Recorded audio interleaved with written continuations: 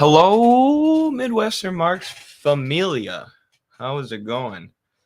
What a week it has been. What a week. We obviously have the events in Palestine that we've been covering.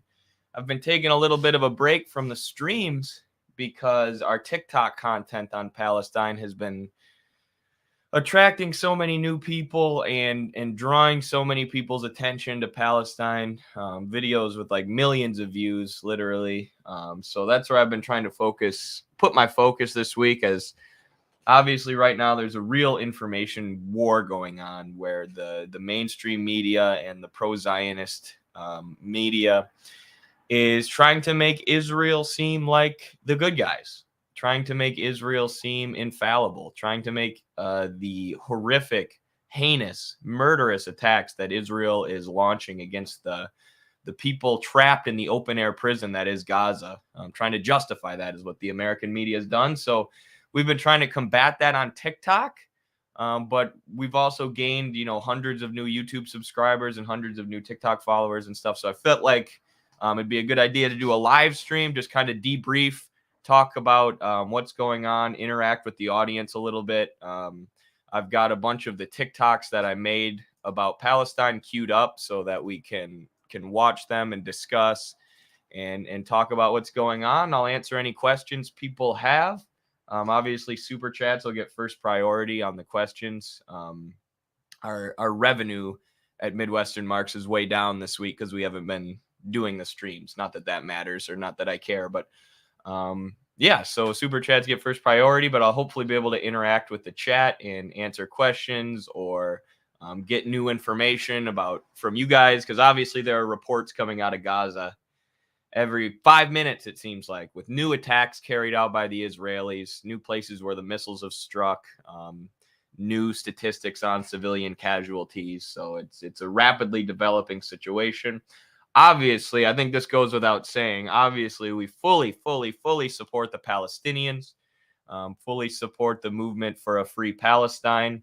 Hamas, people love to demonize Hamas and even Hezbollah and call them terrorists and say, look, why would they do this? They provoked this attack.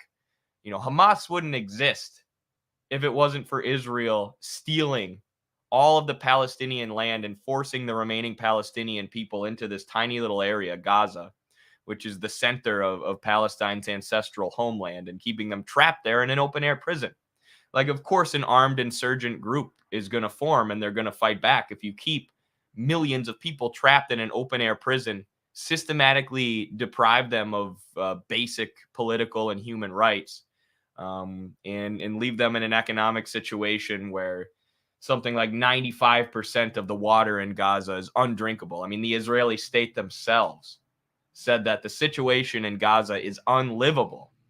Yet they act surprised when an armed resistance group comes out of Gaza or breaks down the walls that Israel is using to blockade the Palestinian people in. They pretend they're the victims. So we're gonna break that down, talk about the historical context behind the recent events, which is what the Western media always leaves out. They never give you the historical context, because in order to lie about these things, they have to isolate events from the historical factors that created them, right? They can't use the Marxist historical materialist method where we look at historical developments which lead to events, which lead certain events to happening, and analyze things that way, right? That's historical materialism. That's Marxism.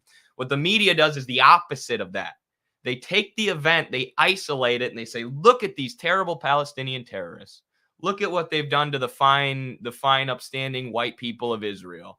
How could they do this? How could they do this? Leaving out, 70 years of occupation, apartheid, oppression, mass murder, missiles launched at civilians and children, right? You just leave all that aside. And then you say the armed group fighting Israel isn't a resistance group. It's not a group fighting back against U.S.-sponsored apartheid and colonialism. They're terrorists. So we're going to break that down, because once you know the history, the media can no longer lie to you. That's why they're trying to suppress us on TikTok, but they'll never win. So we'll get right into the stream after this intro.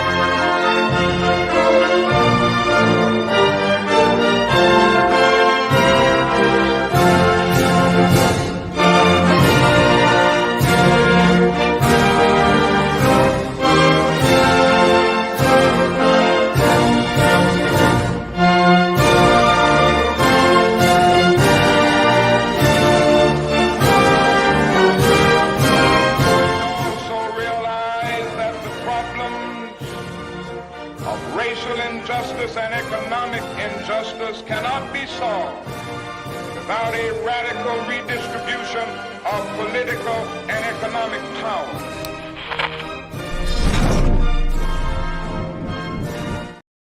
All right. East Germany says, I don't know much about Middle Eastern politics except for Palestine and Israel. Yeah, I mean, everybody's got, I would say, it's an area I know a lot about because compared to like, I don't know, Africa or Europe, I do know a lot about Middle Eastern politics or politics in the Arab world or politics, what I call West Asia, because that's really what it is. And you have countries like Iran who aren't Arab countries, so you can't just call it the Arab world. And do you include North African countries in the so-called Middle East? Do you include Libya and Egypt? So it becomes, these descriptions we use to describe certain regions are interesting, but everyone knows what we're talking about when we say Middle East. But either way, I feel like I know a lot about Middle Eastern politics. Then you listen to someone like Aaron Mate, or Max Blumenthal, or any of the great Palestinian academics. Like Edward Said, or unfortunately, a lot of the great Palestinian academics have been killed, obviously, by the Zionists because they become enemy number one once they start speaking out articulately in favor of the Palestinian resistance. But Norman Finkelstein, right? You hear people like this talk, and it's like, holy cow, these people just have such a deep knowledge of what's going on. But yeah, hopefully I have enough knowledge of Middle Eastern politics to share some with you guys and help everyone learn a thing or two today. I've been studying Israel-Palestine very closely for it's got to be like 4 years now. Not very closely, I guess, but closely. It was one of the very first issues I talked about. It was an issue that I talked about before I even made this YouTube channel. There's a video of me on like my personal YouTube channel that I use for just browsing YouTube and commenting. Talking about Israel-Palestine with a buddy because we started looking into it in college. And I had been told my whole life growing up in an evangelical Christian family that you just always need to support Israel. And then my friend came to me with this map, the notorious shrinking map, which we can pull up right now, and said, look at what Israel's doing. Look at the apartheid they're enforcing. And then he started going in. He had watched Abby Martin's Gaza Fights for Freedom. And he started going into the history of Israeli apartheid and the missile strikes launched at Gaza and how the U.S. has backed all of this every step of the way. So here's the map of shrinking Palestinian territory. And of course, the Zionists will say this isn't true. This isn't real, but it is. This is how the Palestinians have been pushed off their land. In the 1967, that's when the U.S. really took over funding for Britain. Prior to this land was British mandate, basically a British colony. The area where Israel's located has always been a very important economic area, an important area for trade and production, which we're Marxists, right? We are materialists. So we have to look at how these geopolitical conflicts, how these events stem from production, stem from trade, from the production and distribution of the things that humans need to survive, right? And this area, even dating back to the Roman Empire and previously, was always very, very important for trade and very, very important for production. And great powers, great empires have always tried to control it. So that is what Israel is for the U.S. and for Great Britain. It is a neo-colonial outpost in an extremely important economic region that allows the U.S. to protect their economic interests in the area, which is the interests of multinational corporations and bankers, finance capitalists, and protect their geopolitical interests, which is why Israel's always attacking Iran. They're enemies with Iran, always launching missiles into Iran, always launching missiles into Syria, always launching missiles into Lebanon. Enemies of the United States who Israel helps the United States to pester and attack and threaten regime change towards in the Middle East as Israel continues to expand. So that's why your government is giving Israel $3 billion a year. The Israeli lobby and Israeli lobbyists and Israeli influence in the media and in the politics has become quite extreme. There's a fantastic report from Al Jazeera that maybe we can get into later, where they had some reporters go undercover and see how the Israeli lobby works and how they how they train media figures at these conferences in Zionist talking points, right? They train media figures to deflect anytime somebody asks about the Palestinians being murdered, anytime somebody asks about apartheid, anytime, like by example, the Israeli lobby trains people. Anytime you say Gaza is an open air prison, which it is, and for those who don't know, I'll just assume that everyone in the chat is a beginner on Israel Palestine. This is Gaza. Okay, this area here is called the West Bank, which is occupied Israeli territory. But this little green strip here is the Gaza Strip, which is like Palestine's ancestral homeland. I believe they consider it like the holiest land or part of their land or their former territory. And this is an open air prison. And what the Israeli lobby does is train reporters to say, it's not a prison. 95% of it is fence, right? It's not a blockade because it's not surrounded by walls. It's surrounded by fencing. So just like ridiculous talking points to deflect from the truth, by saying it's not an open air prison because it's a fence, not a wall, even though the whole region is surrounded by tanks and Israeli sniper towers. And of course, Israel has $3 billion in missiles, over $3 billion in missiles and weapons, state-of-the-art weapons from the U.S. and military equipment, versus the Palestinians literally have jerry-rigged fireworks, right? Israel's getting $3 billion a year from the most powerful military on earth, and Palestinians are trapped in this blockaded area called the Gaza Strip with literal fireworks that they're using to fight back. So, yeah, I got to answer this super chat. I want to keep ranting. I want to talk about the prospects for a ground invasion. What will happen if Israel sends ground troops into Gaza? But I'll answer the super chat from the Davey. Thank you, Davey, for the $10 super chat. Like I said, because we haven't been doing YouTube streams, the Midwestern Marks revenue that allows Carlos and I to survive is a little bit down this week, which, of course, totally worth it. Don't care. But thank you so much for the super chat to pump that revenue back up. Our media are some of the most context-free, morally bankrupt organizations in the world. It's wild to see these stenographers say what they say. Can't have the public seeing the truth. Free Palestine. Absolutely. And some people don't look at the media this way, right? Some people don't look at the media this way. And that's why I recommend a book like Inventing Reality by Michael Parenti, which I'm reading right now. He just mentioned Palestine, actually, at the end of chapter 9. Fantastic book. It's a better version of Chomsky's Manufacturing Consent. But people don't realize how much the media lies and how co-opted the media is by the ruling class. Like the media, both in their hiring process and in their reporting process, is subservient to the multinational corporations who own the media institutions and to their advertisers, their corporate advertisers. So if they don't report what the ruling class wants, what the capitalist class wants, they'll go out of business. They won't make money. This is how privately owned media works. So at this point, at this neoliberal stage of capitalism that we're in, the media is one of the main imperialist institutions or one of the main institutions propping up the imperialist world order, the U.S. hegemonic world order. And people think like, no, the media is okay. Right? Reporters are doing their best, but they just make mistakes every once in a while, right? The government's corrupt. The corporations are corrupt, but not the media, right? The media is somewhere in between. They make mistakes, but they're generally trying to do the right thing, and they're generally trying to hold people in power accountable. That's how a lot of people think about it. That's how liberals think about it.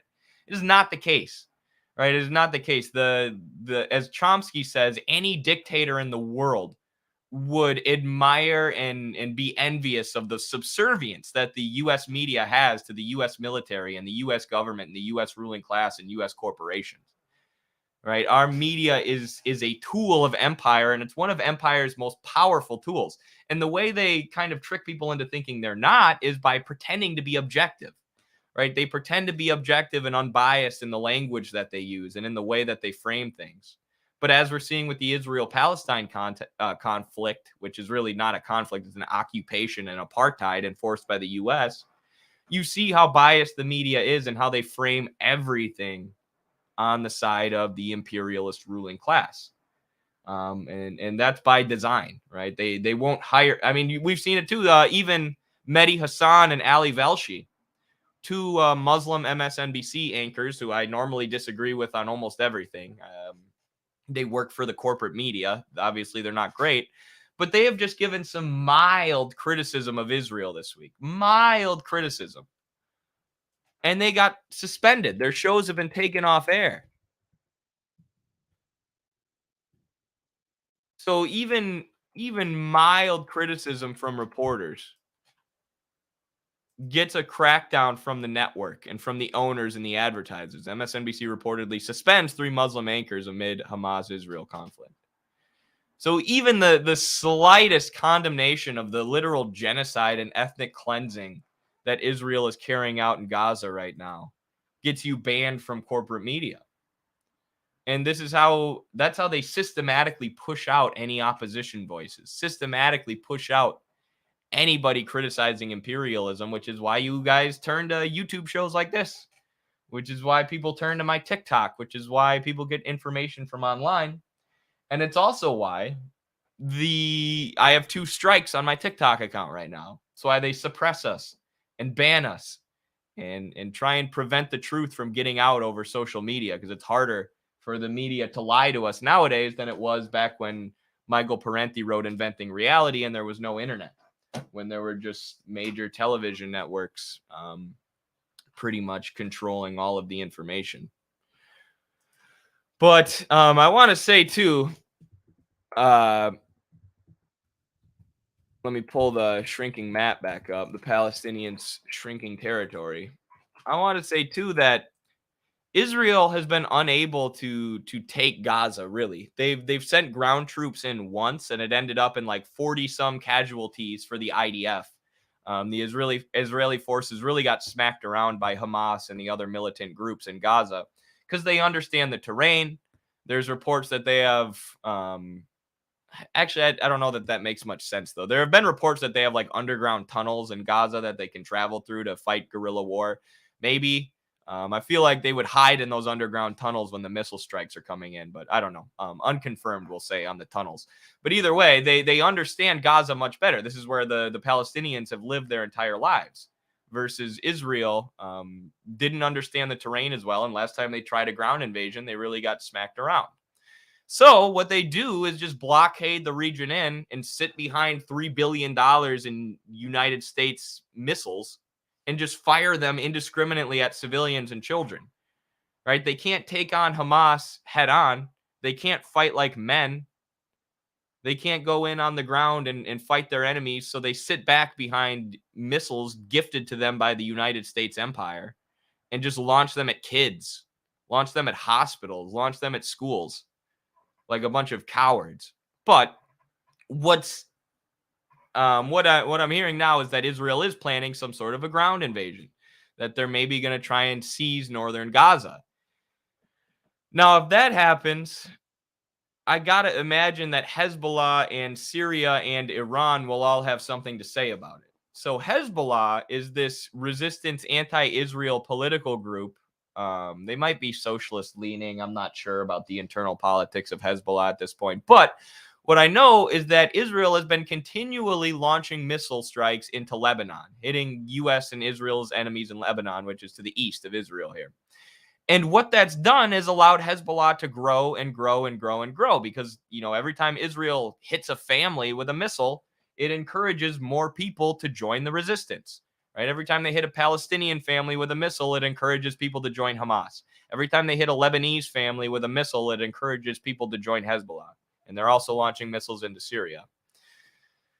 So Hezbollah has said that they won't allow Israel to take Gaza. They won't allow a ground invasion to seize Gaza. So if Israel does that, it could trigger Hezbollah, who's already been launching missiles back at Israel, been launching rockets back into Israel. It could trigger them to launch a full-on guerrilla war, a full-on intervention. Syria and Iran are players there as well. They're explicitly pro-Palestinian states in the Arab world. Well, Iran's not an Arab country, but so this could escalate very quickly. And, what I see it as is Israel is a paper tiger. For years, Arab countries were terrified of Israel and Israel's military power because they were backed by the U.S. But The last time there was a conflict, the last time Hezbollah and Syria and Israel actually fought, it was going very, very, very, very poorly for Israel until the United States came in with air support and bombs and stuff like that. So if there was a full-on guerrilla war in the Arab world launched against Israel, they would be in a lot of trouble. And this is why the Israeli authorities are so terrified of what's going on right now. They see this as an existential threat to the Israeli state, which shouldn't exist, right? Scholars describe it. The reason that they keep Palestine and Gaza blockaded in and don't let the Palestinians out, and why they don't give Palestinians regular human rights in the West Bank and political rights, is because if they did, the majority of people here would be Palestinian. The majority of people living here would be Palestinian Arabs. So then, if they get political rights, the state of Israel ceases to exist because they're not going to vote, for these psychotic fascists like Netanyahu and the people in his administration.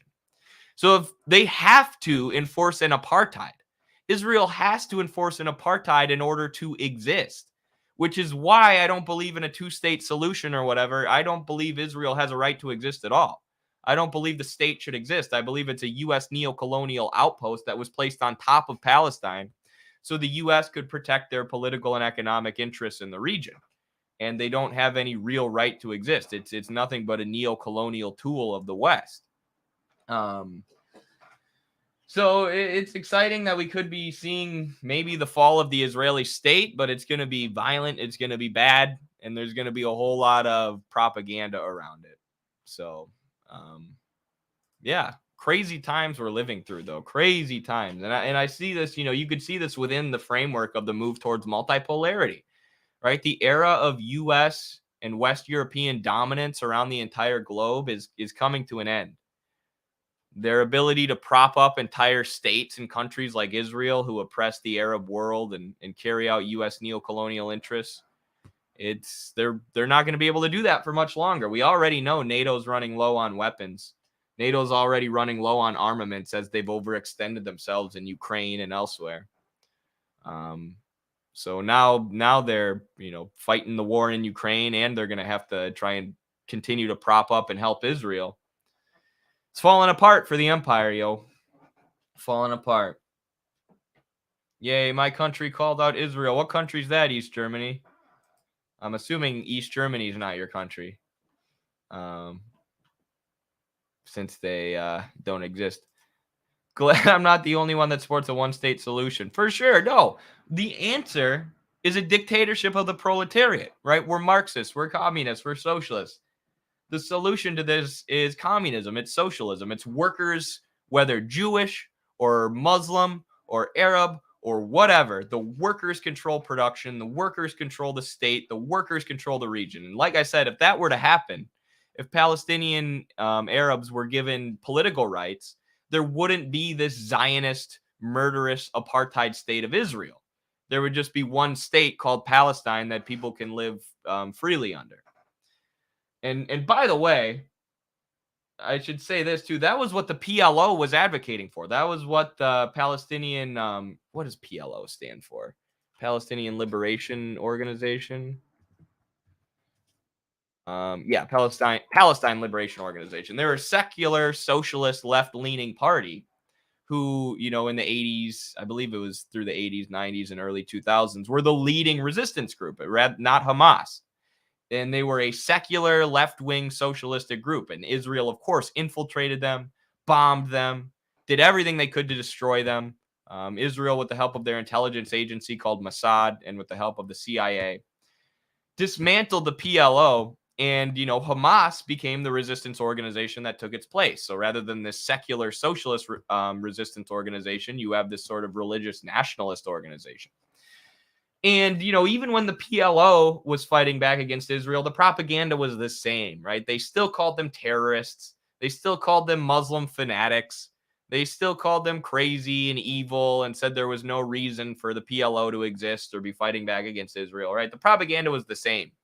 They were saying the same thing about a secular socialist organization that they're now saying about Hamas, a sort of Muslim nationalist organization. So no matter who rises up to fight back for Palestinians, the media is going to demonize them.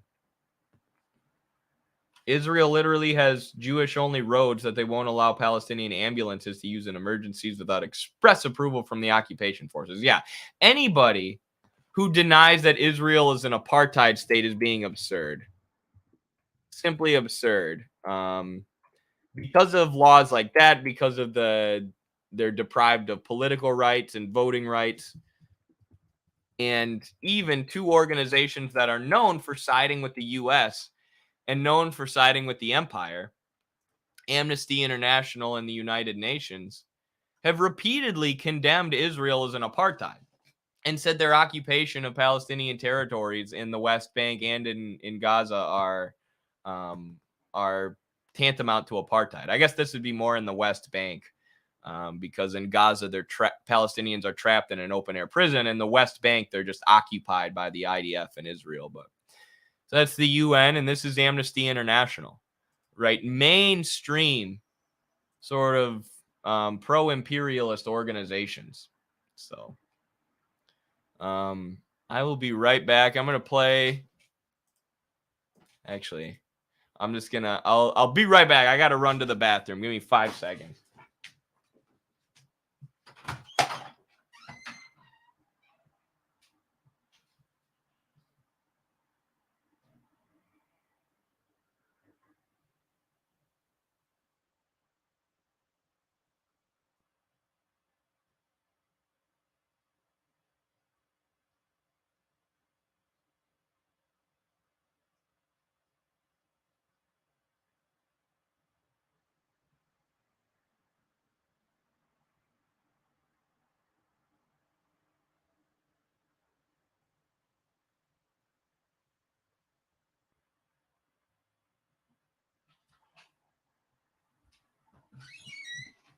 I won't let you go.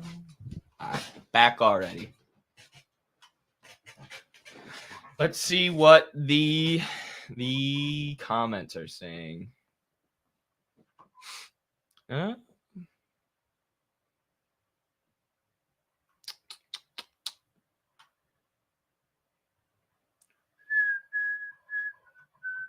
I'm glad my country ended apartheid. Oh, you must be in South Africa. That must be your home country. Yeah, the Israeli apartheid is very similar to South Africa. I did a review of the movie District 9 the other day, which was an alien movie sort of about apartheid, where aliens come to Africa and Americans basically enforce an apartheid or lock them in an open air prison, and poverty and crime and prostitution and all these things become really common. And I mentioned like 100 times, this is, basically Israel Palestine. This movie could be considered a critique of apartheid South Africa or apartheid Israel. You could look at it either way. I wonder if Iran will get more involved. I wonder as well. I know that they are already sort of funding and tacitly supporting Hamas. But we'll see. I think it's more likely that you see Syria and Hezbollah in Lebanon get more involved before Iran. But time will tell.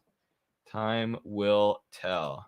Reuters doesn't care about their journalists. Yeah, Reuters journalists were killed in Lebanon by Israel. Israel has killed like 6 to 10 journalists already, including one from Reuters who was just reporting on the conflict. He was hit by a missile. It was caught on video. Right. And Reuters won't even say that Israel did this. Reuters won't even say, the Israeli apartheid state with U.S. missiles, with U.S. weapons, killed one of our journalists. They're just saying, oh, it appears that one of the missiles came from Israel's direction. Right. So they won't even say Israel did it. They just say it came from Israel's direction. So the reporter was in Lebanon, who Israel is targeting with missile strikes, and he got hit by a missile. And they won't say Israel did it because they're so cucked by the Israeli lobby. And that's why everyone should watch that Al Jazeera report on how the Israeli lobby works and how they deeply influence the media and prevent the media from condemning Israel and the apartheid state. And if they do, of course, they get smeared as anti-Semitic. You're anti-Semitic if you want Palestinian babies to live. So, yeah. By the way, I think TikTok might be suppressing our revenue. I was supposed to get paid from TikTok today. And one account hasn't paid me at all, and the other account gave me $20, even though it told me I was going to make like 400.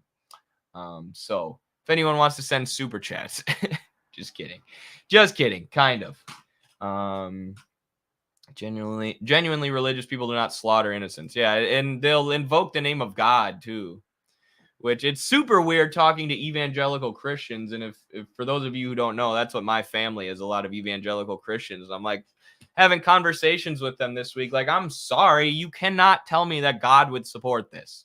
You cannot tell me that if there's a God, his plan is for Israel to wipe out and ethnically cleanse all of the Palestinians, so then the rapture can happen. So then God can come back to earth and take all the righteous people up to heaven.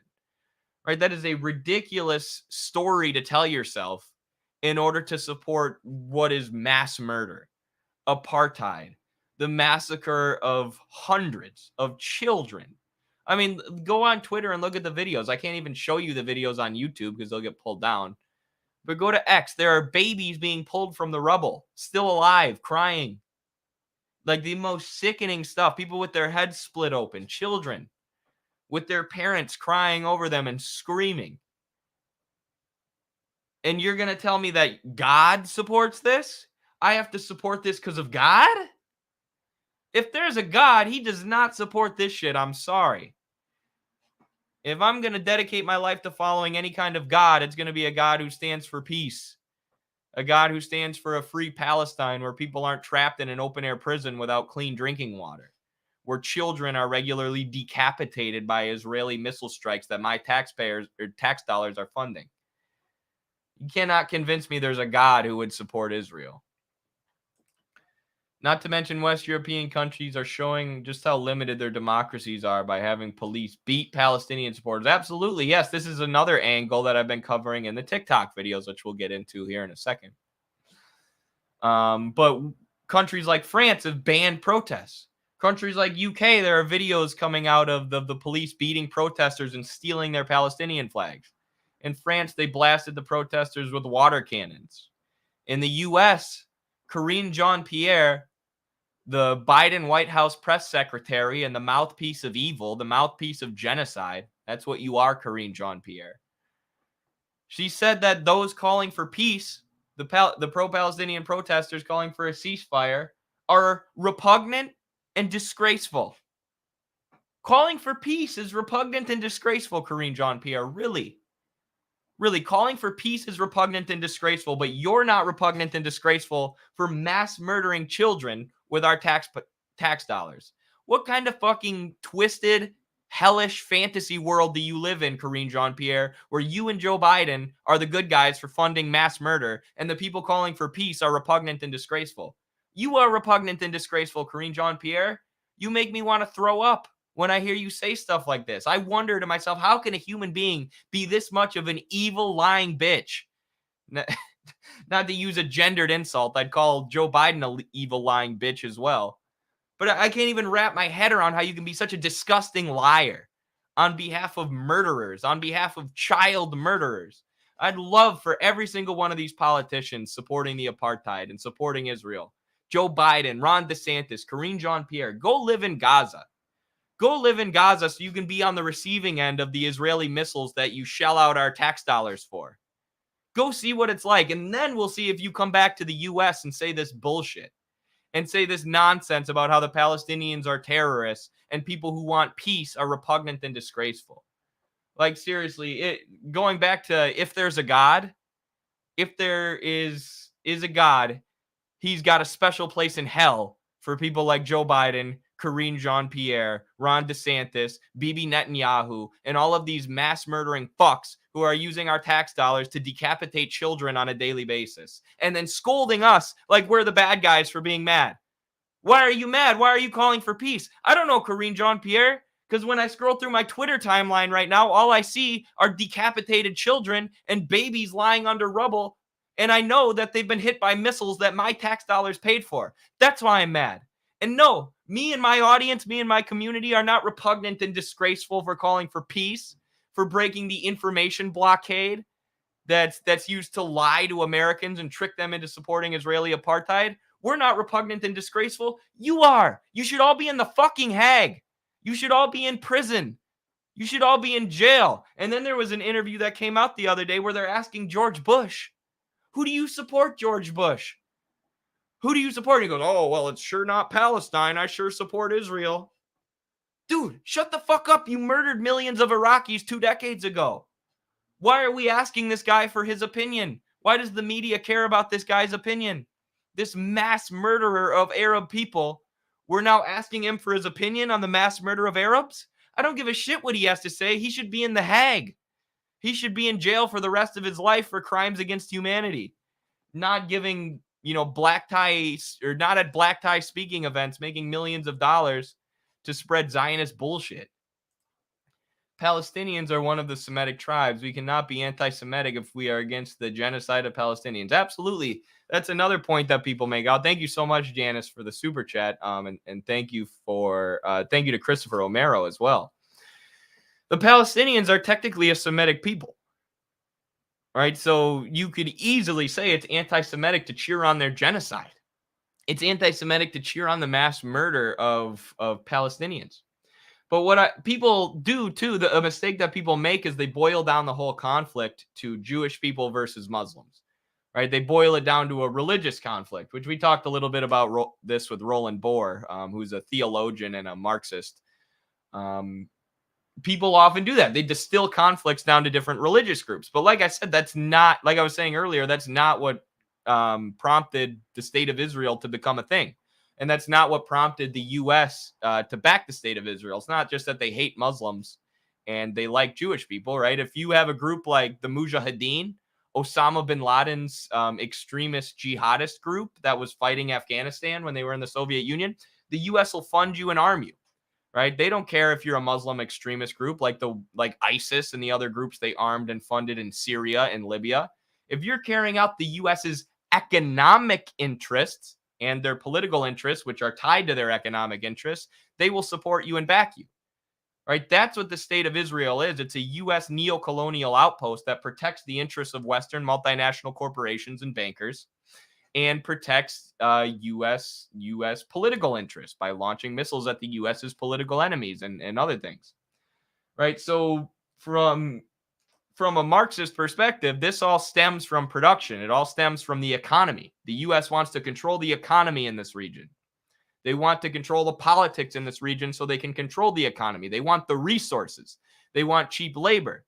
They don't want countries like Syria and Iran and Lebanon to move towards socialism and start investing their resources in development. They want to steal those resources. So that's why they prop up Israel. It's not because Israel's a Jewish state. Right? It's not because the U.S. hates Muslims. Like I said, if you're a Muslim extremist group who's doing what the U.S. wants, they'll give you money and guns. As will Israel. Israel sided with ISIS in Syria and helped fund them. Which is hilarious because they're now calling Hamas, they're saying Hamas equals ISIS. Like, dude, you're the ones who are siding with ISIS and Al-Qaeda when they attack Syria and when it's in your interest. You're the ones who are like ISIS, Mr. Netanyahu. Hamas and Palestinians tried peaceful protests in the Great March of Return. They were sniped off one by one for that. Then the medics were sniped off. Then the journalists recording it. Absolutely. That's the other thing people don't understand, right? They're like, why don't they try the peaceful route? Why don't they just get olive branches or white flags and walk into Israel and do it peacefully? They're being too mean. They tried to do it peacefully, dude. They got missile striked and bombed and sniped and murdered and mistreated every step of the way by the apartheid state that is Israel, right? They've exhausted every single peaceful attempt to get their land back and to end the apartheid that's enforced upon them and to break out of the open air prison. The peaceful efforts didn't work. Israel killed them. Israel murdered them because they can do so with impunity because the media won't ever say anything about it. Most Americans didn't even know there freaking was an Israel-Palestine conflict before this happened, let alone that Israel was killing one Palestinian kid per day on average. One per day. One Palestinian child per day on average was dying before any of this started going down, before the recent Hamas attacks. And yet Hamas does one thing, launches one attack, and the media is melting down about it. Terrorists! Terrorists! Why weren't the IDF terrorists when they were killing one child per day? That sounds like terrorism to me. So people don't just jump to violence, right? People like the folks in Gaza didn't jump to violence on day one. They've exhausted every peaceful route. They've exhausted every peaceful method they could use to try and fight against the apartheid and fight against the colonialism and the occupation. They haven't worked because the Israeli death machine has killed them for doing so and lied about it every step of the way. So now their only option is to take up arms and fight back. And just try and put the shoe on the other foot. Imagine if another country getting millions of dollars from Russia or something starts occupying the US, and they occupy the entire US territory except for this one small area where they're keeping us trapped as prisoners. You wouldn't take up arms and fight back. You wouldn't take up arms and fight back as they're launching missiles at your sister and your kids and your spouse and your brother and your friends and everyone you've ever known, as they're being decimated and blown up by missiles, as they're losing babies, infants, to missiles launched by this foreign occupying force. You wouldn't take up arms and fight back? Of course you would. Of course you would. But Americans can never do that. They can never put the shoe on the other foot. They just go, terrorists. Those guys are brown. They're terrorists. I'm not going to learn about the conflict anymore. I'll just assume they're terrorists. I mean, I have gone off on some of my friends this week in a nice way to try and teach them, to try and educate them. But I've told them, like, you are an idiot. You are an idiot who knows nothing about this conflict, and yet you're speaking arrogantly on it, like you know anything about Hamas. I had one friend who was like, do you even know what Hamas is, bro? And then I just went on a rant about the history of Hamas and how they formed and how they took over as the number 1 resistance organization after the PLO was dismantled by Israel. I'm like, you learn about Hamas, you stupid fuck. U.S. politicians evoke the name of MLK Jr., yet support the use of water cannons like those pictures in the civil rights movement shown in school. Right. But it's different now. The protesters now are bad. Back then they were good. And, the U.S. government totally supported MLK and Malcolm X. They didn't help kill them and suppress them every step of the way. And the media didn't call them the most dangerous men on the planet and try and portray them as terrorists. Oh, wait, that's exactly what they did. Because if you're on the right side of history, the bourgeois press will smear you and attack you and call you a buffoon and call you a terrible person and call you a genocide denier, call you a terrorist. That's what they do to people who are fighting for justice, people who are fighting for a better world, people who are fighting against occupation and apartheid. Those are the people who get targeted by America, a country that claims to stand for freedom and democracy. Thank you, Cindy, for the $10 super sticker. Much appreciated. Thank you so much. All of our funding here at Midwestern Marks comes straight from the audience. We don't get a dime from big money donors. Despite what people might have you believe, we have no big funders or donors in Russia or China. Kind of wish we did, but we don't, despite people calling us puppets of Putin and puppets of Xi Jinping. So we really appreciate anybody who gives anything to the Institute. It's all of our funding. It's from the people, which is why we're an institute by the people and for the people. But if you can't help us financially, which of course, totally fine. Most people, tons of people are in a rough economic situation right now in the US because we live under capitalism and constant exploitation, and all of our tax dollars are being spent on imperialist actions abroad. But if you want to help boost the Midwestern Marks Institute and the Midwestern Marks stream without donating financially, you can like, comment, and share the stream. That really, really, really, really helps boost us in the algorithm. Make sure you're subscribed or hit that bell for notifications. And all that stuff really, really, really helps. So, Aaron Young, $10 super chat. Thank you so much. Americans don't spend July 4th mourning the loss of innocent lives among British colonists. We set off fireworks to simulate the bombs that killed them. The hypocrisy. Exactly. That's why I think Norman Finkelstein's framing of the uprising in Gaza as a sort of slave rebellion, like similar to Nat Turner's slave rebellion, that helps Americans conceptualize it and realize, well, we celebrate when we fought for our freedom. We celebrate when we fought our colonizers. Yeah, people died. Yeah, there were wars. The Civil War and the Revolutionary War were terrible. People died on both sides. But we celebrate them because it helped us overcome colonization. And the Civil War, the victory in the Civil War, helped us overcome racism. And I guess you wouldn't call it apartheid, but chattel slavery. Right? They were steps forward for us. They were progressive battles and struggles that we fought. But then when it comes to another country fighting against apartheid, fighting against colonization, fighting against exploitation, no, no, no, no, no. They're terrorists. They're not revolutionaries. They're terrorists. Only we can be revolutionaries. Only we can fight against oppression. No, no, no, my friends. We are the oppressors now. We are the empire that countries are trying to free themselves from. We are the ones putting our boots on the neck of the Palestinian people who are now fighting back. But you don't hear them called revolutionaries. You don't hear them called freedom fighters. You don't hear them called resistance fighters. You don't hear them called anti-apartheid warriors.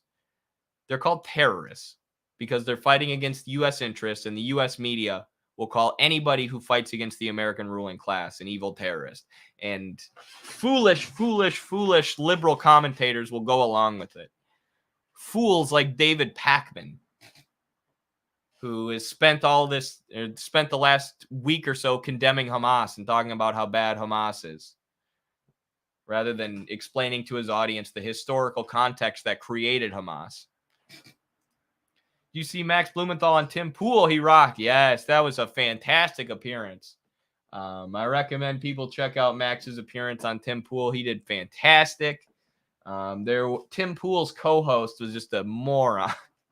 Tim Pool's co-host was like the epitome of an arrogant American who thinks they know everything about the Arab world, but literally knows nothing. Knows like what the corporate media has told him, which is mostly lies and distortions of the truth. But he thought he was a real smart guy. And he just kept getting wrecked by Blumenthal over and over and over again, dude. And you, like, anybody watching that show, whether you're apolitical or what, you could tell, sorry, voice crack. You could tell Tim Pool's co-host was a ding dong, was an American brainwashed in speaking arrogantly about the topic despite not having a lot of knowledge on it. And Blumenthal was just calmly explaining the truth. And you could tell that Blumenthal has studied this deeply, that he has a deep knowledge of what's going on in Palestine and in the Arab world in general, and the so-called Middle East in general.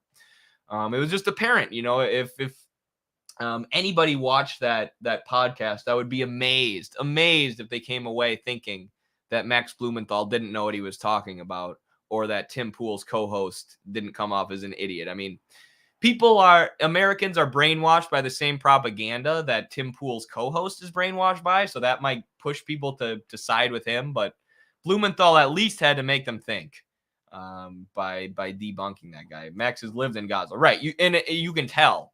Like in that interview, you can tell like Max knows this situation inside and out. You can ask him just about anything on it and he'll give you an honest assessment. Versus this other guy was just speaking in propaganda, speaking in talking points. Tim Pool's a product of American education that produces idiots. Yeah, if he keeps having good people on his show, though, hopefully he'll get a little smarter. The absolute dumbest people are also the most arrogant. It's not fair. That's so true, Jenny Lynn. It's the Dunning-Kruger effect. People they learn a little bit about an issue. They do a little bit of research, and then they think they're freaking experts. Peak of Mr. Stupid, right? So the peak of stupid is when you learn a little bit about an issue, but you're super confident that you know everything about it. So you speak about the issue super arrogantly. You talk down to other people, even if they know more than you. You don't know how to respond to any counter arguments. And then the more you learn, the more you realize, oh, I don't actually know that much about this issue. I need to keep reading and keep studying and learn more and more and more and more. And then you reach a certain point where you know enough about the conflict or about the issue where you're like, okay, I can actually talk on this now. I can actually speak about this, the slope of enlightenment, right? But you never reach the peak of Mr. Stupid, right? This is Tim Pool's co-host right here. This is the guy who thought he knew everything about Palestine, but in reality only knew what the US media fed him. He thought he was an expert. He thought he was killing it on that interview. In reality, anybody who knows the conflict thought he came off as an idiot. But if he continues to learn about the conflict, maybe, 2 years from now, he'll be able to speak on it with some more seriousness and with some more background information and with some more knowledge. I like the Dunning-Kruger effect. They don't even read. They just absorb talking points from dumber people. Yeah, that's the thing with a lot of these Western pundits and commentators, too. They don't read books. And they just think like scrolling through Twitter is the same as reading a book. It's like, no, dude, on Twitter, you're getting everybody's like spasmodic, sporadic thoughts. And anybody can put anything out there without fact checking it or whatever. A book is a intelligent person sitting down with a team of editors to figure out how they can best present information on a topic that they've deeply researched and systematically understood. And obviously there are stupid books written by like right-wing grifters and stuff, but most books written by academics, even if you disagree with them, even if they're making an argument that you don't agree with, they're still making a coherent argument that's backed by sources, so you can actually engage with it and engage with their sources and make an enlightened sort of counter argument. So if you haven't read anything, if you haven't read any books on Israel, Palestine, you've only scrolled through Twitter, you might feel like you're an expert, but you're not. Tim Tool. Yeah, nice. Tim the Tool Man. Solidarity, everyone. Not all publishers are equal, true. And now we're in the world of self-publishing where the Fox News hosts can publish whatever they want. So let's get into some of the TikToks that I've made here. Hold on, let me reshare my screen with audio now. I just want to use my own TikToks as a way to talk about Palestine and what's going on. This was the first video I made. A video where I talked about the Palestinians breaking out of Gaza, breaking out of the open air prison. But TikTok has removed the sound. They removed the sound. They gave no explanation for why they removed the sound. I appealed it and asked them to put the sound back up, and they haven't gotten back to me in 4 days. So there's nothing wrong with this video. There's nothing against community guidelines. I actually re-uploaded it later, and there was no problem. It's fine. But TikTok has still kept the audio off because this is a viral video, a video with over 800,000 views. That's pro-Palestine. That explains the Palestinian people are locked in an open-air prison, which they broke out of. Hamas fighters broke out of. So that's the kind of censorship that we're facing right now. And they also gave our account a strike. So both of our accounts received a strike. They're threatening to take us down. But that video is on our YouTube. So subscribe to our YouTube and watch it if you want to see it. But it's no longer on TikTok. Because the sound has been taken off, except I actually did re-upload it, so you can watch it on TikTok. But I'm new to the channel, but please invite Diego Rosarin again. Absolutely. We will totally talk to Diego again. I want to talk to Diego whenever we get a chance. He's awesome. And shout out to him for bringing so many new people to our channel and for the amazing work that he does on a daily basis. Thank you so much, Carlos, for the $10 super chat, helping to fund our project here, the Midwestern Marx Institute. Appreciate you. So yeah, both of my accounts received strikes. TikTok is now threatening to take. Unsurprising. Of course, for those who don't know, TikTok is not owned by China or the Chinese government, as the Western media would have you believe. The U.S. government forced TikTok to hand over management of their American servers to a company in Texas called Oracle that had deep ties to American intelligence, deep ties to the CIA. And Oracle proceeded to hire a bunch of U.S. national security agents and NATO operatives who banned 320,000 accounts from the app, including 7 of our accounts. So the app is literally managed by NATO.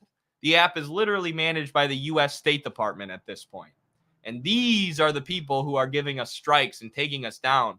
And the app was so much better when it actually was owned by a Chinese company. But unsurprisingly, TikTok is now threatening to ban my account because of the truth we've been telling about Palestine here. They say that we've accumulated a bunch of violations, but then only show us one. Either way, it's safe to say this account is not going to last long. Please follow us on YouTube, Twitch, Rumble, X/Twitter. And then if you really want to support us, patreon.com/MidwesternMarks. You know all of our Palestine content is getting demonetized. Thank you to everybody except for the NATO operatives and you. So here's an article from Mint Press News that people can check out. I've shared it a million times, but they're the ones who reported on the NATO operatives and national security agents being hired to TikTok. U.S. national security agents who manage TikTok's content and ban anybody who speaks out against the empire. So I saw someone asking earlier, why is TikTok banning content? That is why. Because they're managed by NATO and the U.S. State Department, who supports the Zionist apartheid regime. So that was not my only account that got a strike. TikTok is threatening to remove my other account got a strike too. My personal account that I used to talk about wrestling and stuff sometimes also got a strike for talking about Palestine. TikTok is threatening to remove both of my accounts now, saying I've accumulated multiple violations, but only showing me one violation, which is a video where I talked about the historical struggle against far-right extremism, which apparently isn't allowed. And this has been happening ever since TikTok handed over their American servers to a bunch of former U.S. government officials and NATO operatives. So please subscribe to our YouTube before we get banned. You can also find us on Instagram, Rumble, and Twitch, as well as X or Twitter. Or Zitter, or Zeter. You gotta come check out our exeats. Thank you, everybody. Solidarity. You can't stop me or hide the truth, TikTok, you cowards. Cowards. Sorry, I paused that last part. The one hidden violation, being communist. Yes, in the land that protects freedom of speech, you're not allowed to have certain political views, or you get banned. What Oracle said was that they were banning Russian accounts. I'm like, I'm pretty sure I've lived my entire life in Wisconsin and Iowa. Pretty sure I've never been to Russia, and I'm pretty sure I'm poor because no Russians are funding Midwestern Marks. But okay, I guess I'm a Russian account now. What was really weird was I had these accounts talking about mixed martial arts, talking about MMA, like not even really political stuff. Sometimes it would get political just because obviously I am who I am, and I'm always going to side with the fighters against the company. But those got banned too, 2 of them. With thousands of followers, TikTok just took them down and gave me no explanation. So they're real pieces of shit who manage this app, censoring any kind of truth. But despite the censorship, these are the faces of have managed to get millions of views on TikTok with our pro-Palestinian content. They cannot suppress us as much as they try. As hard as they try, we keep taking dubs over there, keep making new accounts, which keep blowing up.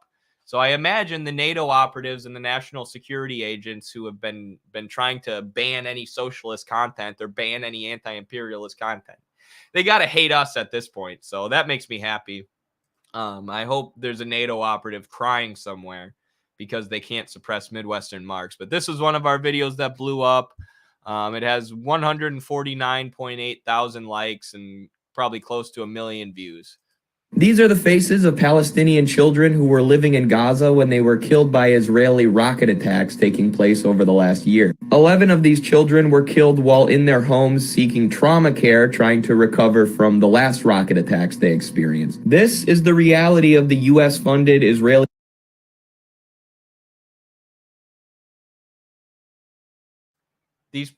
Sorry, I had myself muted. Look at these kids, dude. These pictures always fuck me up.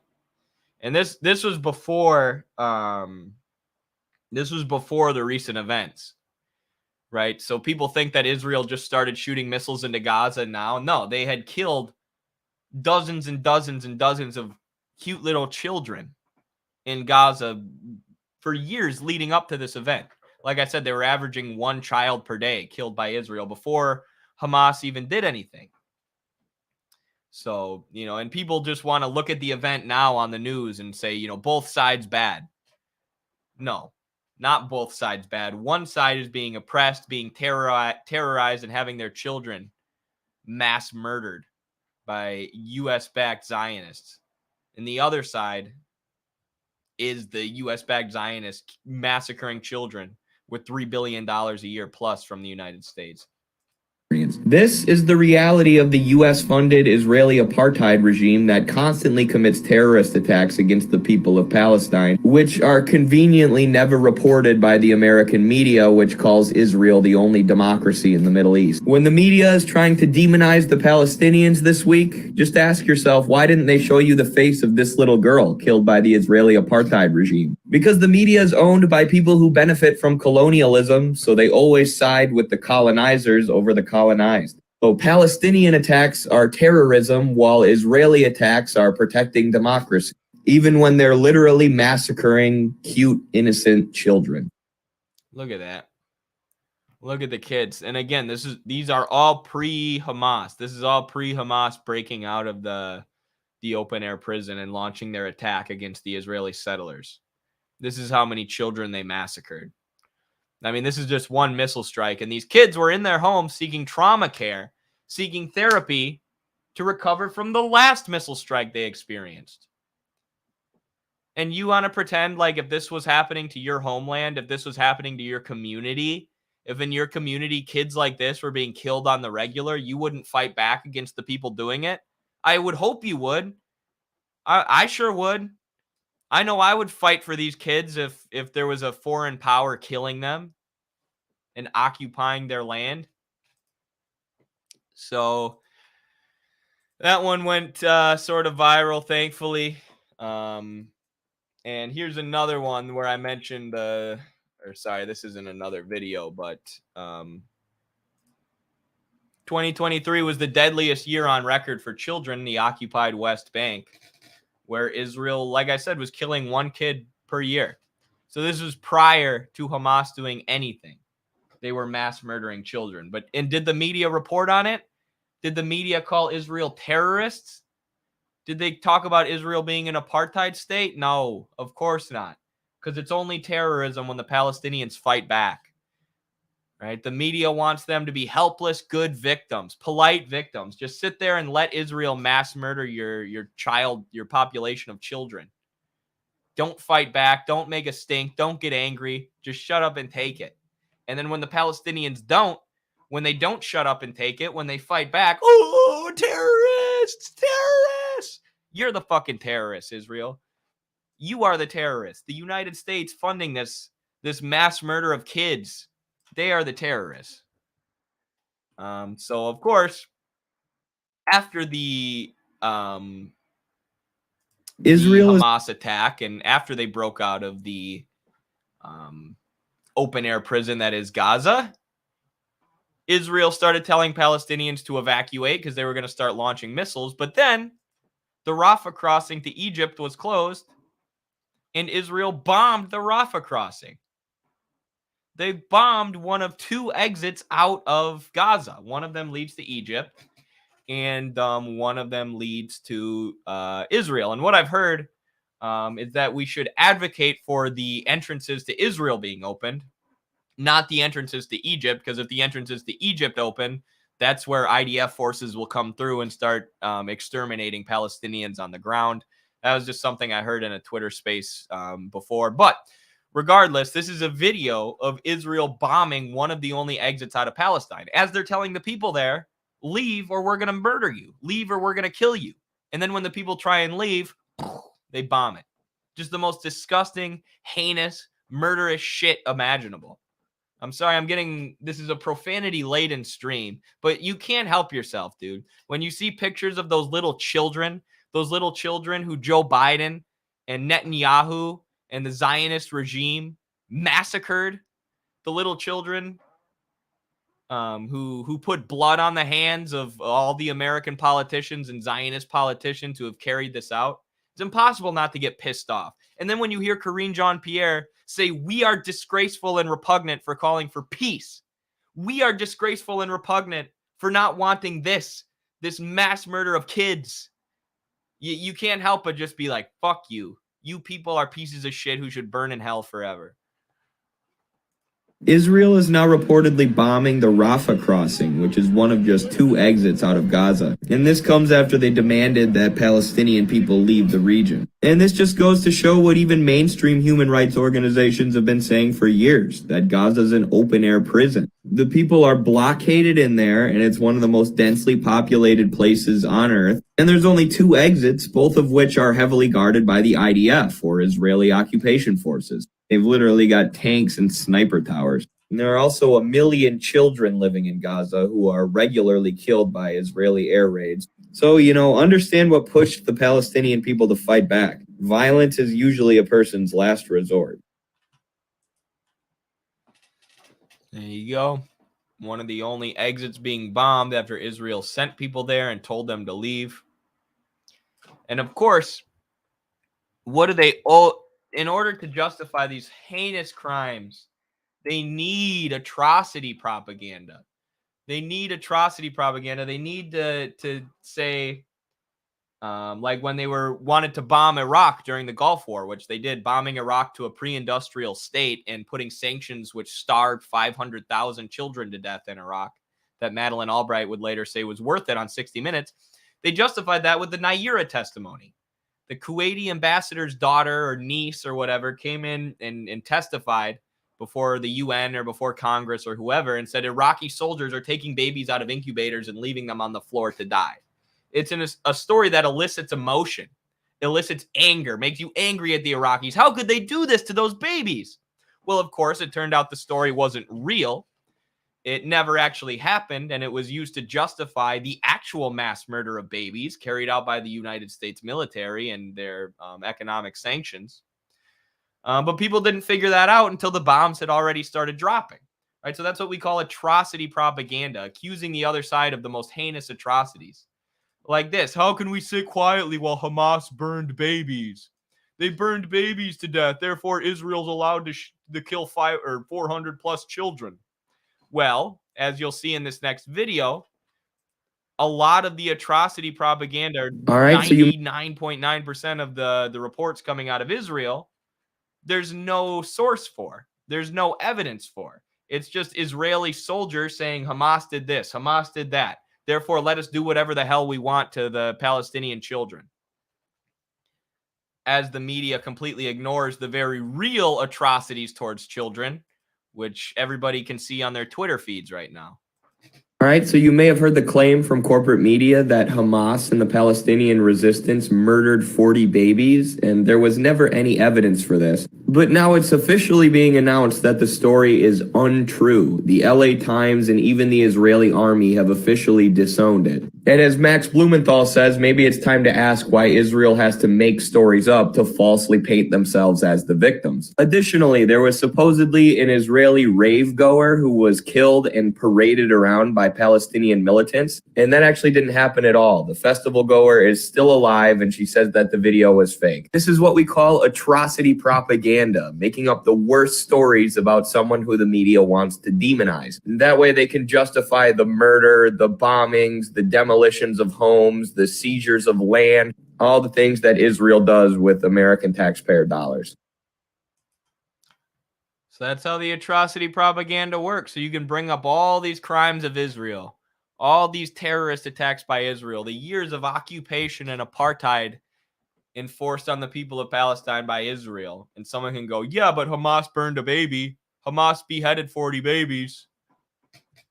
Story to elicit emotion and anger towards Hamas, which of course they had to pull out of their asses because, Hamas has no reason to murder babies. If they are taking civilians captive, and civilians have died in the Hamas raids for sure.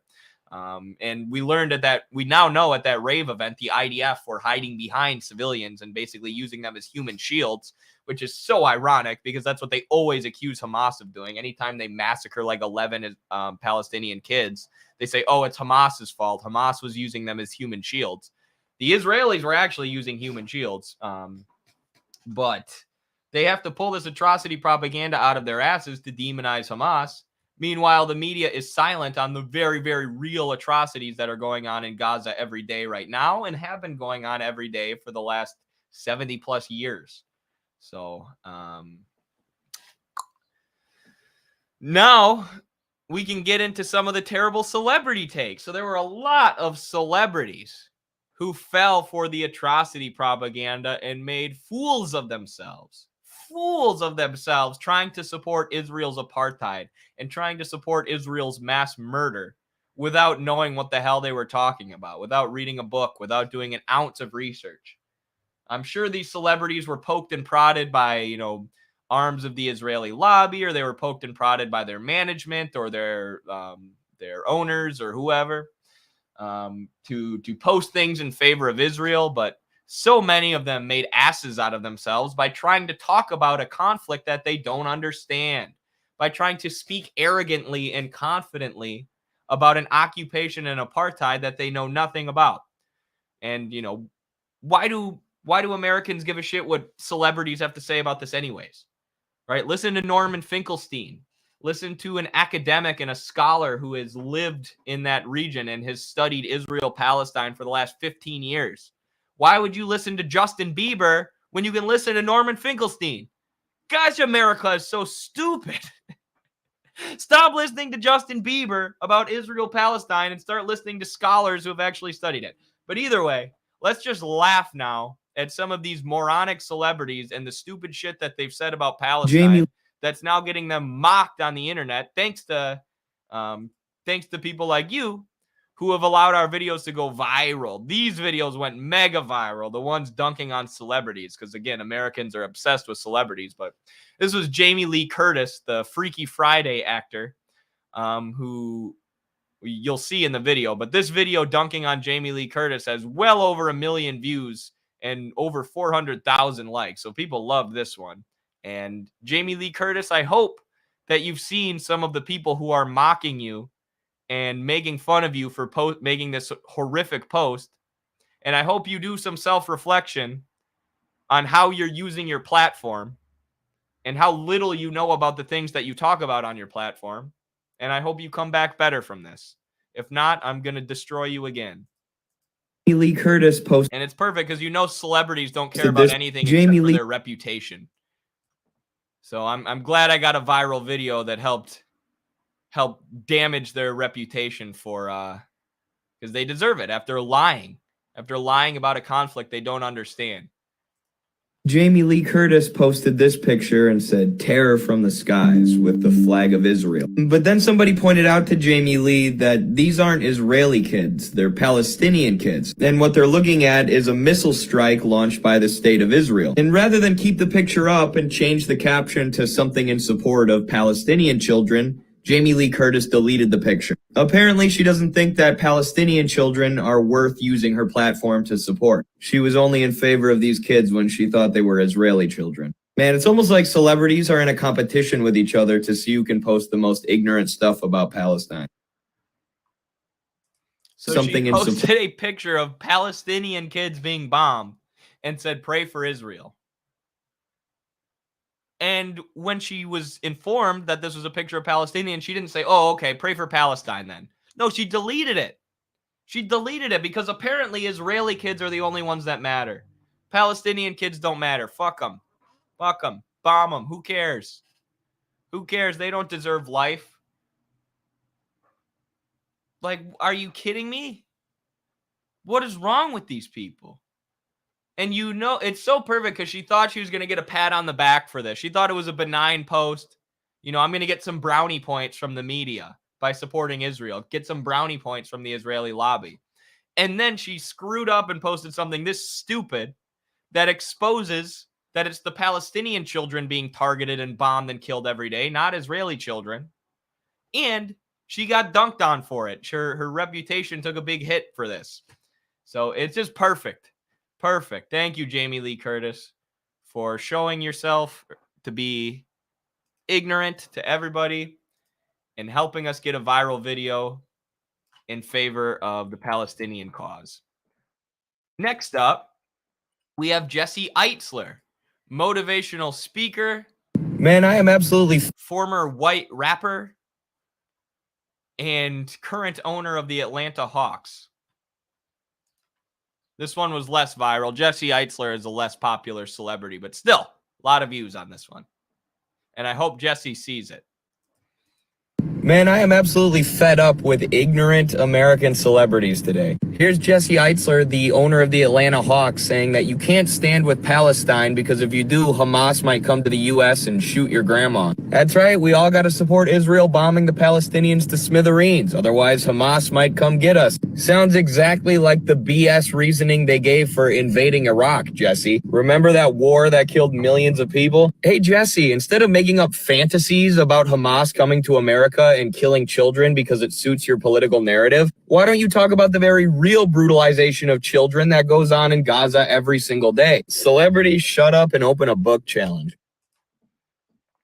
So that one's That's so ridiculous because he's saying, we need to support Israel. How can Americans support Palestine? Hamas is going to come to America and start killing us. You dumbass. Hamas wouldn't exist if we weren't in the Arab world messing their shit up. Right? We're occupying them. We're bombing their kids to death. They're not doing that to us. But you want to make up this fantasy where Hamas comes to America and starts killing our family members and say that's why we need to support Israel? Israel is killing Palestinians' family members on a daily basis, literally. And that's why Palestinians have taken up arms and fought back. That's why Hamas exists. But you want to make up this fantasy where Hamas wants to come to America. Hamas doesn't want to come to America. They want their own fucking homeland back, you idiot. You moron. You buffoon. You arrogant bastard. I know you're a rich guy who's surrounded by yes men who treat you like you're actually an intelligent person, but you don't know what the hell you're talking about, Jesse Eitzler. You do not know what the hell you're talking about. You're talking about Hamas coming here to get us. Motherfucker, we are over there getting them. That is why they exist. You are so stupid and so arrogant, and you thought you were going to get a pat on the back for this. You thought you were really saying something here. Get off Instagram, Jesse Eitzler.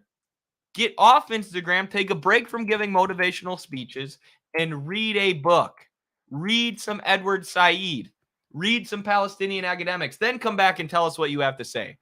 Because right now you're speaking confidently about something you haven't researched at all. And everybody who's actually researched the issue thinks you're a moron. Lastly, last but certainly not least, Justin Bieber. This is my most viral video of the week. Well over 4 million views. Justin Bieber is obviously an A-list celebrity, one of the most famous people on the planet. I'm sure you've already seen what he posted, but just so we can all have a laugh together, here's the video. Oh man, Justin Bieber just posted praying for Israel, and the background picture is literally Gaza, minutes after Israel had decimated it with airstrikes. You should probably change your caption to praying for Palestine, Justin. He put pray for Israel over a picture of Gaza after it was decimated by Israeli airstrikes. He said pray for Israel over a picture of Palestine. That is one of the stupidest things I've ever heard in my life. What a perfect encapsulation of American celebrities commenting on politics. And it's so funny because they thought they were going to get brownie points, right? They thought they were going to get a pat on the back. Pray for Israel. Oh, I'm such a good guy. I don't know. This is my Justin Bieber impersonation. I'm such a good dude. Ah, shit.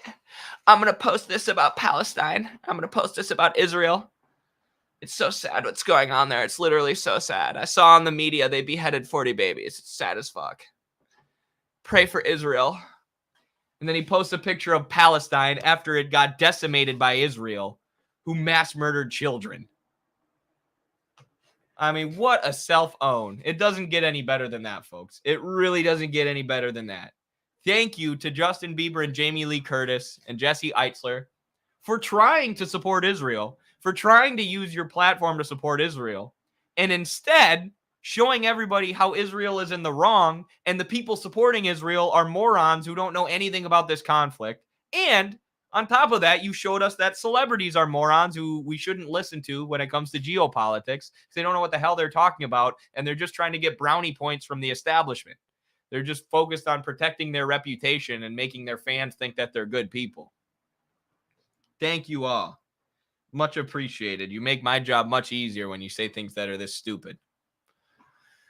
Now, obviously, there have been some more sophisticated propagandists, some more sophisticated political Recently, the pundits, Israeli government, like Ben Shapiro and Jordan Peterson, who have shared their equally idiotic but more well thought out takes about Israel Palestine. Obviously, those celebrity posts were just ridiculous. They made fools of themselves. Jordan Peterson and Ben Shapiro are professional propagandists paid by think tanks and paid by conservative media institutions owned by billionaires to put out propaganda. So it's a little harder to debunk, but we still did. cut off water and electricity to Gaza. Recently, the Israeli government cut off water and electricity to Gaza, which they said is justified because they are fighting human animals. And Gaza's government said that the area is facing a humanitarian disaster and called on the international community to halt Israel's airstrikes. And Ben Shapiro says that the reason Gaza doesn't have any water is because Hamas took all the water pipes and used them to make weapons. This might be the stupidest thing I've ever read in my life. The Israeli government publicly announced they're cutting off all the water. And is Hamas having makeshift weapons any better than Israel having $3 billion of state-of-the-art U.S. weapons that they use to massacre Palestinian children on a week? So this is a perfect example of how they blame everything on Hamas, right? If you bring up to a Zionist that Israel kills one Palestinian per day, they'll say, oh, that's because Hamas was using them as human shields.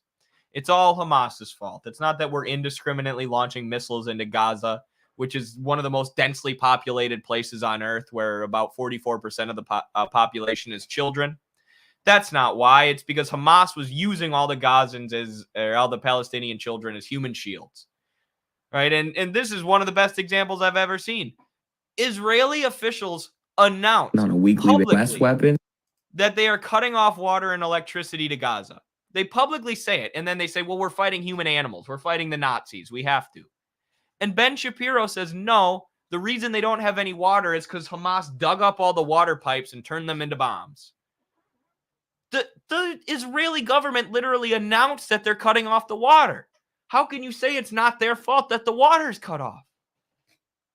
But that's how these people lie. This is how these people, Ben Shapiro is one of these people who's probably been trained up by the Israeli lobby in these talking points.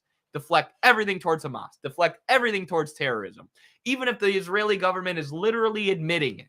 Even if they're saying, yes, we are cutting off the water supply to try and starve out these people. Ben Shapiro says, no, they're not. It's all Hamas's fault.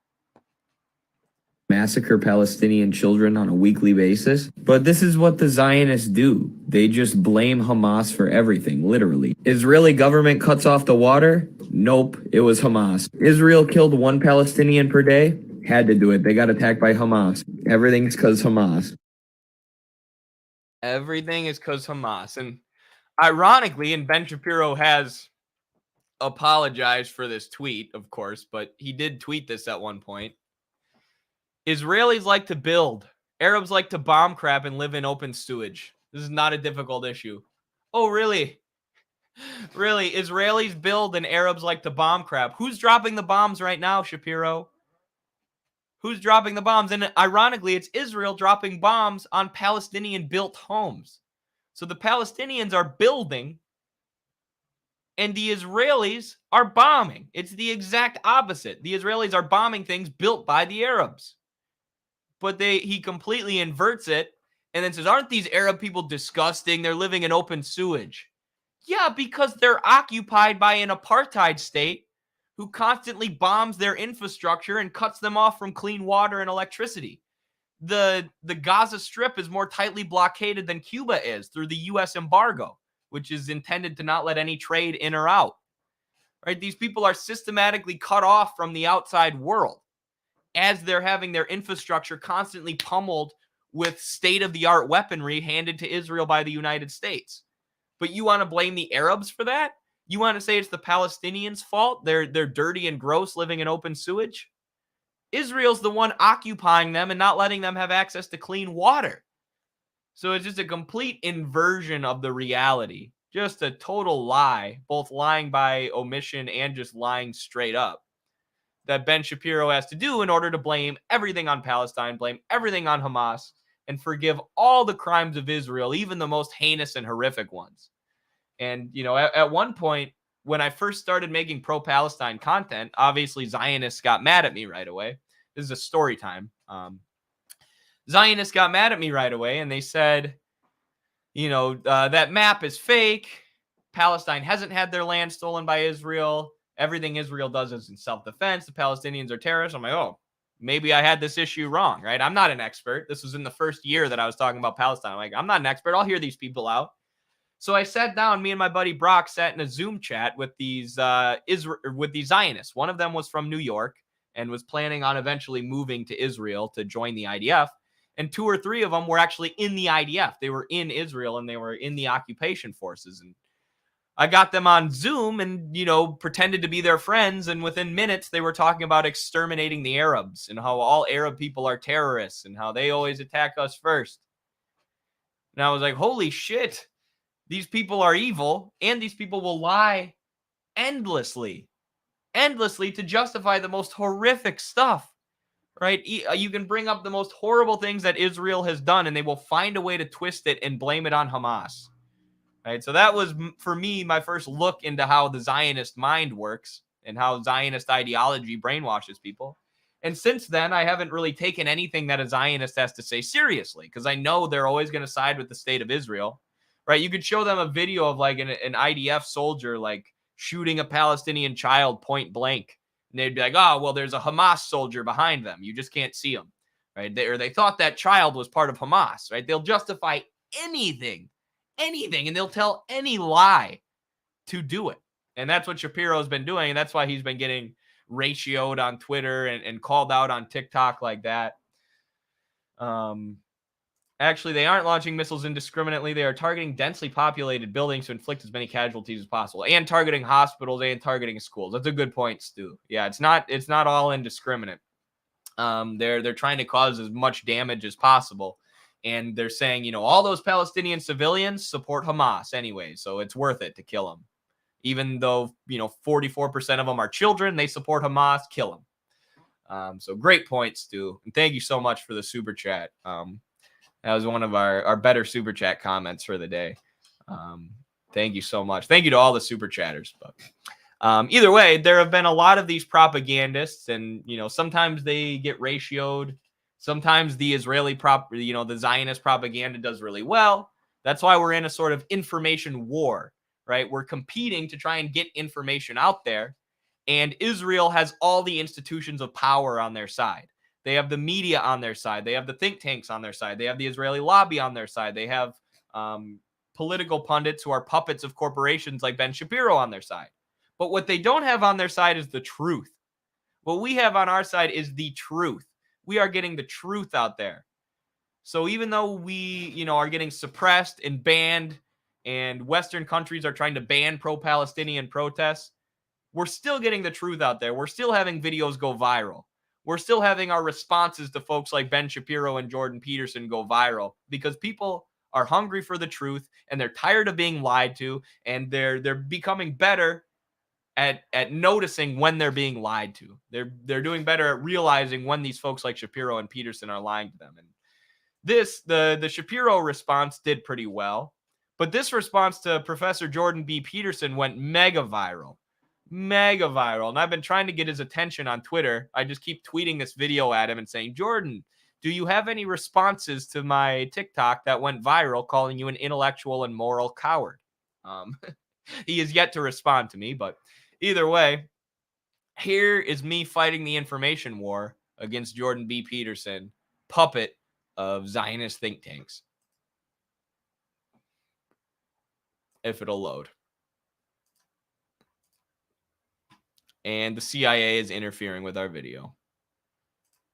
So the United Nations has officially announced that Israel indiscriminately launching missiles into Gaza and cutting them off from all electricity and food is against humanitarian law. Which is pretty obvious. What Israel's done is just horrific, and there's dozens of images of dead children and civilians coming out of Gaza right now. But America's finest intellectual, Jordan B. Peterson, disagrees. He says the UN is an evil joke. I'm sorry, Jordan, you thought a human rights organization was going to support this? There's a lot of legitimate things you could critique the UN for, but their condemning of this kind of massacre is not one of them. I mean, it's really just a joke, the kind of intellectuals that are propped up in Western society and how little they know about the Palestinian struggle. If Jordan Peterson loves Israel so much, he should go live in the open-air prison that is Gaza for about 10 years, and then tell us how much you like it. Dude sitting in the comfort of Western society cheering on a murderous apartheid. What a moral coward.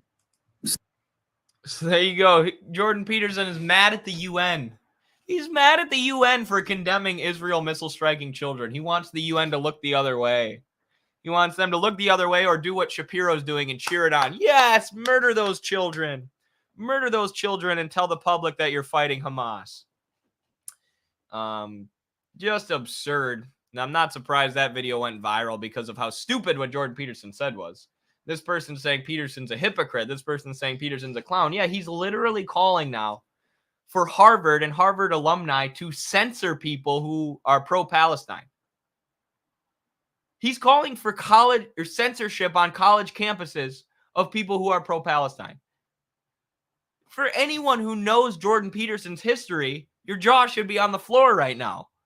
This is a guy who built his whole platform by crying about censorship on college campuses and by pointing out, there was censorship towards people like him who didn't want to ask kids their pronouns or whatever.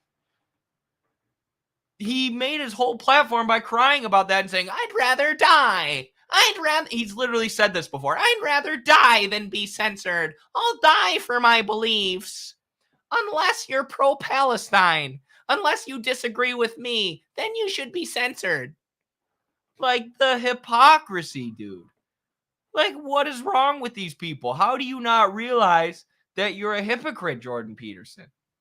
How can you, with a straight face, call for pro-Palestinian voices to be censored and fired and kicked out of their jobs and removed from the media? That you built your whole platform arguing against censorship. But these people have no principles. They don't actually care about free speech. They're propagandists for the libertarian and right-wing think tanks and corporate news outlets that write their checks. They're just talking heads. They're fucking puppets. And Jordan Peterson pretends like he's this rogue intellectual going against the establishment when he's nothing but a pawn of the establishment. It's okay when we do it. And there are journalists like Glenn Greenwald, who, if you watch him, he's actually pro-free speech. He's actually against censorship. He spoke out against the censorship of Jordan Peterson and spoke out against censorship of even right-wing figures. But then when Jordan Peterson calls for the censoring of Harvard intellectuals, Glenn Greenwald's like, what the hell? I thought we cared about free speech, bro. I thought we cared about free speech. I thought we had real principles. But no. None of these grifters have principles. Shout out to Glenn Greenwald, a real journalist with real principles. But sorry, a couple more videos now. We're almost through them all. We already kind of talked about this. The protests that are being suppressed in France and in the UK, but here's a video just so people can see what's going on. France is now banned. This is the censorship going on in the Western world, censorship of Palestinian voices. All of these people are being smeared as supporters of terrorism now. Protests are being banned. Protests are being broken up by the police. And free speech warriors like Ben Shapiro and Jordan Peterson are cheering it on. France has now banned pro-Palestinian protests, and the French police have broken up 2 of them this week. One massive and peaceful protest was taking place in the center of Paris before police broke it up using water cannons and tear gas. They also beat back the protesters with batons.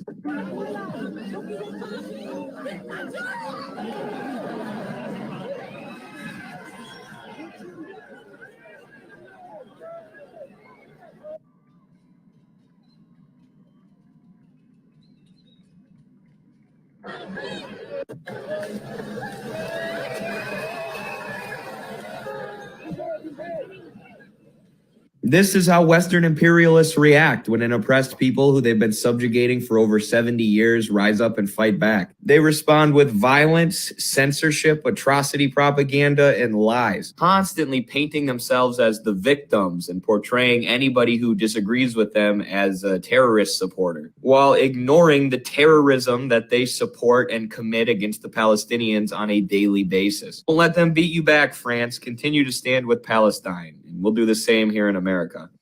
Yes, don't let them suppress us, because these protests are working. There's a reason they're trying to suppress the protests, because they're loud, they're raising, or they're drawing a lot of people's attention Republican to what's going presidential on. candidate. I didn't mean to start playing that. And, you know, that's why they're being suppressed. And I should show this other viral video we had. Shout out to Professor Danny Shaw getting a viral video on the TikTok. Pretty awesome. Usually my face goes viral on the TikTok because it's what our TikTok audience recognizes. But Danny went to a protest in New York and had it go mega viral on TikTok. So shout out to him. And this is what these pro-Palestinian protests look like. Keep going to them. Keep fighting the information war. Keep tweeting and Facebooking and having conversations with your friends about this. Let's get the truth out there about the Israeli apartheid regime that our tax dollars are funding. Here in New York City, thousands of people have come into the streets. The fear is that the extermination campaign in Gaza is going to take its next step. And the 2.4 million people trapped in the largest ghetto, in the largest open-air prison in the world, are going to be pushed into the Sinai Peninsula, pushed out of their ancestral homeland, where the Palestinian people have lived for thousands and thousands of years, where there were Jewish Palestinians and Christian and Muslim Palestinians living in peace. But Netanyahu, Biden, and Blinken and the Zionist project are now trying to exterminate the people of Gaza. There's a potential genocide brewing. What is CNN saying? What is MSNBC and Fox News saying? They're complicit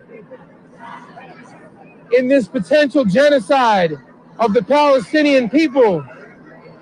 Thousands of people in New York City are warning against genocide, that the people of Palestine have a right to live in their land and the right to return to their homes, to the homes where they lived in 1948, the right of return.